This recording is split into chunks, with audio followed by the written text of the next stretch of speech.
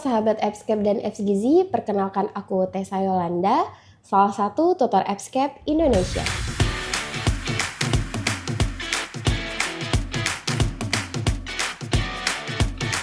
Pada video kali ini, kita akan kembali membahas soal-soal UKOM D4 Gizi. Nah, salah satu soal yang sering keluar saat UKOM D4 Gizi itu terkait dengan faktor konversi atau faktor penyerapan minyak. Apa kamu pejuang UKOM tahun ini? Yuk simak video berikut ini, kita masuk ke contoh soalnya. Yang pertama itu adalah seorang ahli gizi memberikan penyuluhan tentang makanan jajanan yang mayoritas adalah gorengan kepada sekelompok remaja di sekolah. Setelah berdiskusi, rata-rata remaja mengkonsumsi pangsit goreng 2 potong per hari dengan berat total 35 gram. Dengan faktor serapan minyak sebesar 14,8%. Berapa gram jumlah serapan minyak yang tepat pada kasus tersebut? A 2,40, C 4,70, D 5,18, E 17,5. Nah, tips bagi teman-teman untuk menjawab soal UKOM adalah membaca soal terlebih dahulu. Karena pada soal UKOM itu terdapat 180 soal dalam waktu 180 menit. Sehingga teman-teman bisa nih menjawab soal dalam waktu 1 menit. Dan memudahkannya itu teman-teman bisa membaca soalnya terlebih dahulu sehingga kita dapat mengetahui apa pertanyaan dari soal tersebut dan kita bisa fokus pada data yang ditanyakan. Seperti pada soal ini yang ditanyakan adalah berapa gram jumlah serapan minyak goreng. Nah, di sini data fokus yang kita dapatkan adalah rata-rata remaja mengkonsumsi pangsit goreng 2 potong per hari. Namun ini sudah total berat ya dari 2 potong. Jadi kita tidak perlu mengalihkan 2 lagi teman-teman semua. Nah, di sini faktor serapan minyaknya yaitu 14,8%. Nah, yang ditanyakan ini adalah jumlah serapan. Nah, kalau jumlah serapan yang ditanya berarti ini rumusnya adalah persentase serapan minyak dikali dengan berat makanan.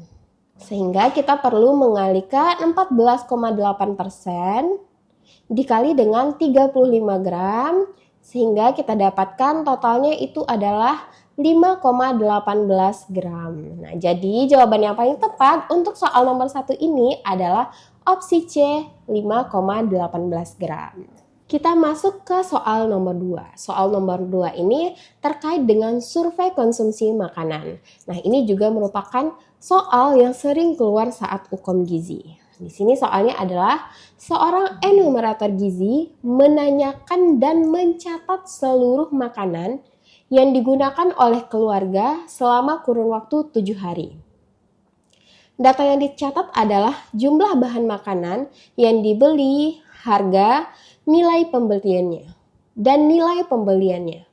Namun ia tidak memperhitungkan bahan makanan yang terbuang, rusak, atau diberikan pada binatang peliharaan. Metode survei konsumsi pangan apakah yang dilakukan pada kasus di atas? A. Metode inventory, B. Food account, C. Dietary history, D. Food record, dan E. Food list. Nah, di sini yang ditanyakan ini adalah survei konsumsi pangan yang dilakukan pada kasus. Nah, pada kasus ini data fokus yang kita dapatkan adalah enumerator gizinya menanyakan dan mencatat seluruh makanan yang digunakan oleh keluarga selama kurun waktu 7 hari. Nah, berarti ini menggunakan wawancara ya, teman-teman semua. Lalu di sini data yang dicatat terkait dengan jumlah bahan makanan yang dibeli, harga, dan nilai pembeliannya. Namun tidak memperhitungkan bahan makanan yang terbuang, rusak, atau diberikan pada binatang. Nah, ini jawaban yang paling tepat itu adalah opsi E, yaitu food list. Nah, food list ini sendiri merupakan metode pencatatan makanan di mana makanan yang diperoleh dengan cara wawancara seperti pada kasus tadi dan mencatat semua makanan yang dikonsumsi keluarga selama waktu 1-7 hari. Nah, pencatatan ini didasarkan pada jumlah, harga, dan jumlah makanan yang dibeli termasuk makanan yang dimakan oleh keluarga di luar rumah. Lalu ini juga tidak memperhitungkan makanan yang telah terbuang, yang rusak dan diberikan kepada hewan peliharaan. Jadi sesuai dengan kasus nomor 2 ya teman-teman semua. Nah, di sini untuk metode inventory ini tidak tepat ya teman-teman semua, dan food account juga kurang tepat untuk soal nomor 2 ini.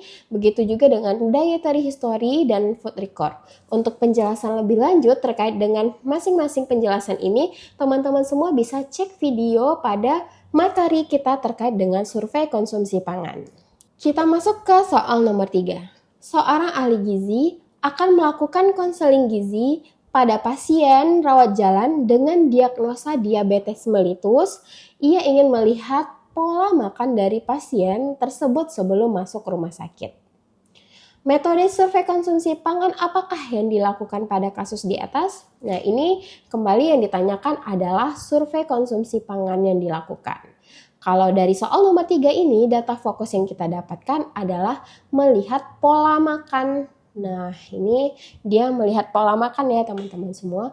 Kalau untuk melihat pola makan, jawaban yang paling tepat itu adalah opsi E, food frequency. Karena tujuan dari food frequency ini yaitu untuk mengetahui kebiasaan atau pola makan dari klien atau responden yang kita tanyakan. Dimana untuk memperoleh data tentang frekuensi konsumsi sejumlah bahan makanan atau makanan jadi selama periode waktu tertentu seperti hari, bulan, atau tahun. Inilah yang bisa kita gunakan untuk mengetahui pola makan pada klien kita. Oke, kita masuk ke soal nomor 4. Seorang ahli gizi akan melakukan survei konsumsi pangan dengan metode semi-kuantitatif food frequency questionnaire. Apakah alat dan bahannya harus dipersiapkan sebelum melakukan survei? A. Timbangan atau alat ukur lainnya. B. DKBM dan daftar penukar. C. Questionnaire dan alat bantu. D. Daftar penukar dan timbangan. Dan E. Questionnaire dan timbangan. Nah, kira-kira jawaban yang paling tepat yang mana nih sahabat EBSCAP? Langsung aja kita bahas untuk soal nomor 4. Di sini yang ditanyakan adalah terkait dengan alat dan bahan yang harus dipersiapkan. Di mana data fokus dari soal nomor 4 ini metode yang digunakan yaitu SKI-FFQ. Di mana untuk SKI-FFQ ini alat dan bahan yang digunakan tentunya yang pertama adalah questionnaire, dan yang kedua itu dapat dibantu dengan food model. Jadi jawaban yang paling tepat untuk soal nomor 4 adalah opsi C.